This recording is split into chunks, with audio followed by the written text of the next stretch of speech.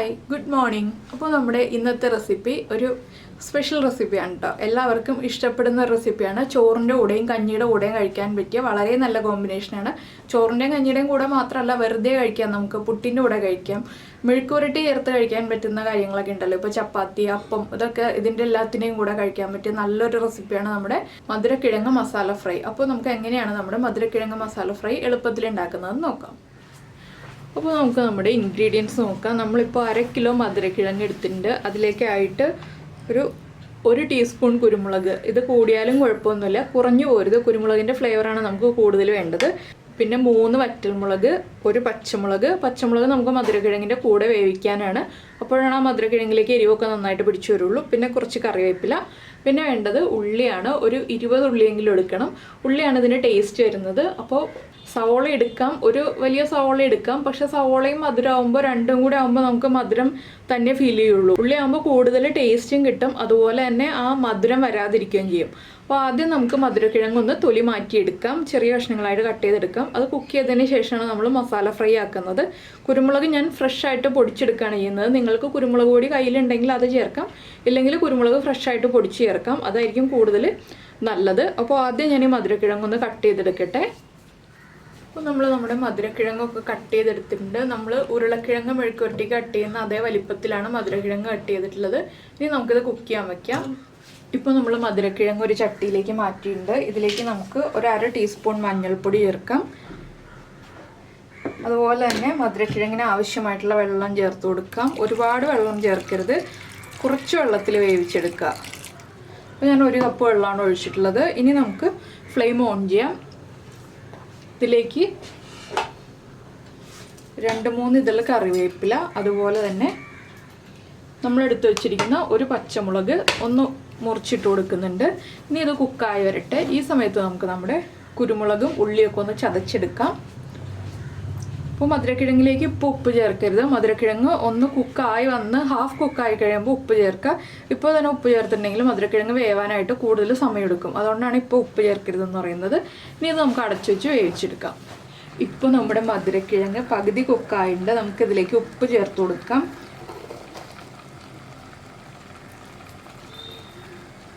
ഈ ഒരു സ്റ്റേജിൽ ഉപ്പ് ചേർത്തിട്ടുണ്ടെങ്കിൽ മധുരക്കിഴങ്ങിലേക്ക് നന്നായിട്ട് ഉപ്പ് പിടിച്ചോളും. അപ്പോൾ ഇനി നമുക്കൊന്ന് ഇളക്കി മിക്സ് ചെയ്ത് കൊടുക്കാം.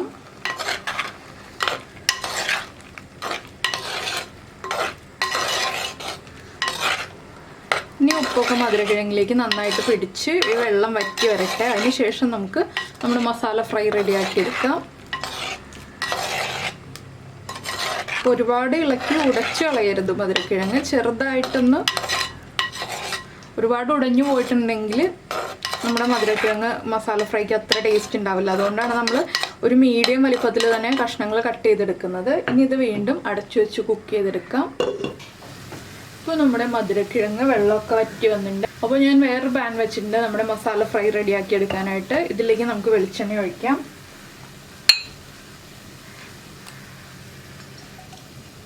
കുറച്ച് വെളിച്ചെണ്ണ വേണം കേട്ടോ. എന്താണെന്ന് വെച്ചാൽ നമ്മൾ ഉള്ളി അധികം എടുത്തിട്ടുണ്ടല്ലോ, ആ ഉള്ളിയൊക്കെ ഒന്ന് മൊരിഞ്ഞു വരാനുള്ള വെളിച്ചെണ്ണ വേണം.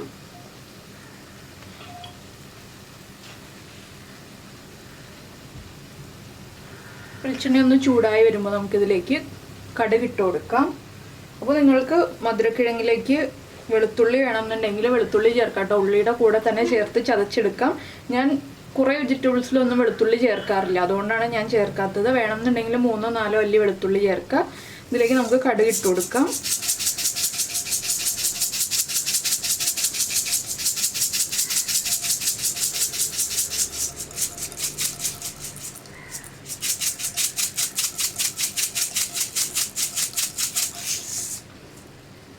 ഞാനിപ്പോൾ ഒരു 3/4 ടീസ്പൂൺ കടുക് ഇട്ടിട്ടുണ്ട്. കടുകൊന്ന് പൊട്ടി വരട്ടെ.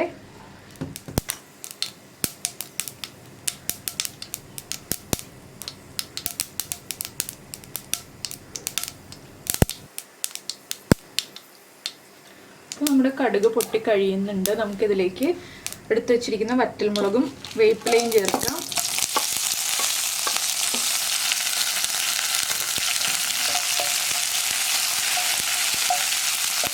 അതുപോലെ തന്നെ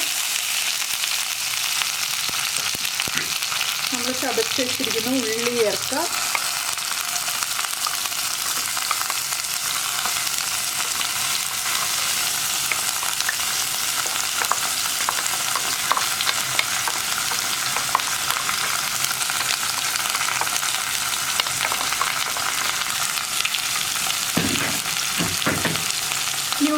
കുക്കായി വരട്ടെ. അതൊരൊന്ന് ഇളക്കി കൊടുക്കുക. ഇതിലേക്ക് കുറച്ച് ഉപ്പും കൂടി ചേർത്ത് കൊടുക്കണം, നമ്മുടെ ഉള്ളിക്ക് ആവശ്യമായിട്ടുള്ള ഉപ്പ്.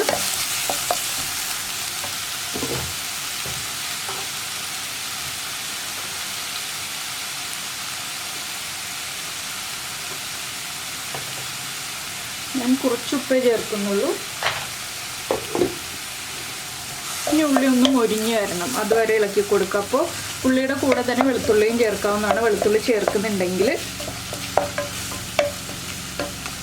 ഉള്ളി മുറിച്ചും ചേർക്കാം കേട്ടോ, മുറിച്ച് ചേർത്താലും ചതച്ച് ചേർത്താലും നല്ല ടേസ്റ്റ് തന്നെയാണ്. ഉള്ളി ചേർക്കണം എന്നേ ഉള്ളൂ.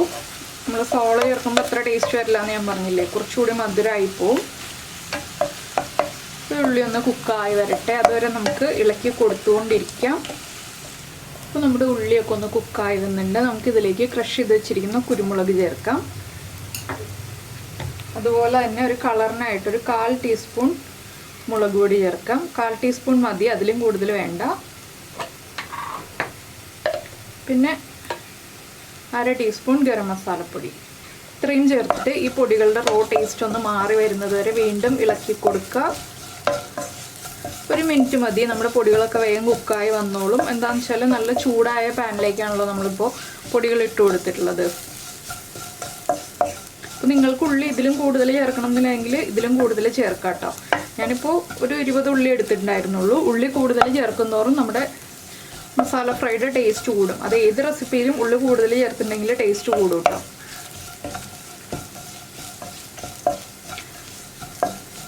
അപ്പോൾ നിങ്ങളെല്ലാവരും മധുരക്കിഴങ്ങ് വെച്ച് എന്തെങ്കിലും റെസിപ്പികളൊക്കെ ചെയ്യാറുണ്ടോ, ഇല്ലെങ്കിൽ സ്നാക്സ് ചെയ്യാറുണ്ടോ എന്നൊക്കെ ഒന്ന് കമൻറ്റ് ചെയ്യാം കേട്ടോ. അപ്പോൾ മധുരക്കിഴങ്ങ് വെറുതെ പുഴുങ്ങി കഴിക്കാൻ ഇഷ്ടമുള്ള ആളുകൾ കമൻറ്റ് ചെയ്യുക. എനിക്ക് വളരെ ഇഷ്ടമാണ് മധുരക്കിഴങ്ങ് വെറുതെ പുഴുങ്ങിയിട്ട് കഴിക്കുന്നത്. നമ്മൾ കപ്പ പുഴുങ്ങി കഴിക്കില്ലേ, കപ്പ ചെണ്ടമുറിയൻ പുഴുങ്ങുന്ന പോലെ പുഴുങ്ങി കഴിക്കില്ലേ, അതുപോലെ മധുരക്കിഴങ്ങ് പുഴുങ്ങിയിട്ട് കഴിക്കാൻ നല്ല ടേസ്റ്റാണ്. അത് ഇതിൻ്റെ പിങ്ക് കളറിലാണ് എനിക്ക് കൂടുതൽ ഇഷ്ടം. ഇതിപ്പോൾ നമ്മൾ വൈറ്റ് മധുരക്കിഴങ്ങാണല്ലോ എടുത്തത്. അപ്പോൾ അത്യാവശ്യം നല്ല എരിവുണ്ടാവും കേട്ടോ. കുട്ടികൾക്കൊക്കെ കൊടുക്കാനാണെങ്കിൽ കുരുമുളകിൻ്റെ അളവ് കുറയ്ക്കുക, അത് പ്രത്യേകം ശ്രദ്ധിക്കണം. എന്താണെന്ന് വെച്ചാൽ നമ്മൾ മധുരക്കിഴങ്ങ് ആയതുകൊണ്ടാണ് കുറച്ചധികം കുരുമുളക് ചേർത്തിട്ടുള്ളത്.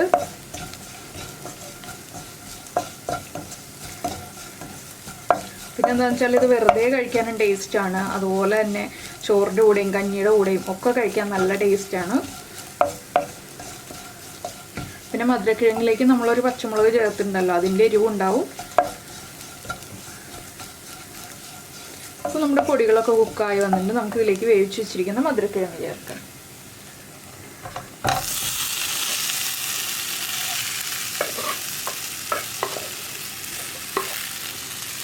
കണ്ടോ, ഒരുപാട് അങ്ങോട്ട് കുഴഞ്ഞു പോവാതെ കുക്കായി വന്നിട്ടുണ്ട്. ഇനി നമുക്കിതെല്ലാം ചേർത്തൊന്ന് ഇളക്കി മിക്സ് ചെയ്തെടുക്കാം. ഞാനിപ്പോൾ ചെറിയ ബർണറിൽ വെച്ചിട്ടാണ് കേട്ടോ ഈ ഒരു റെസിപ്പിയൊക്കെ ചെയ്യുന്നത്.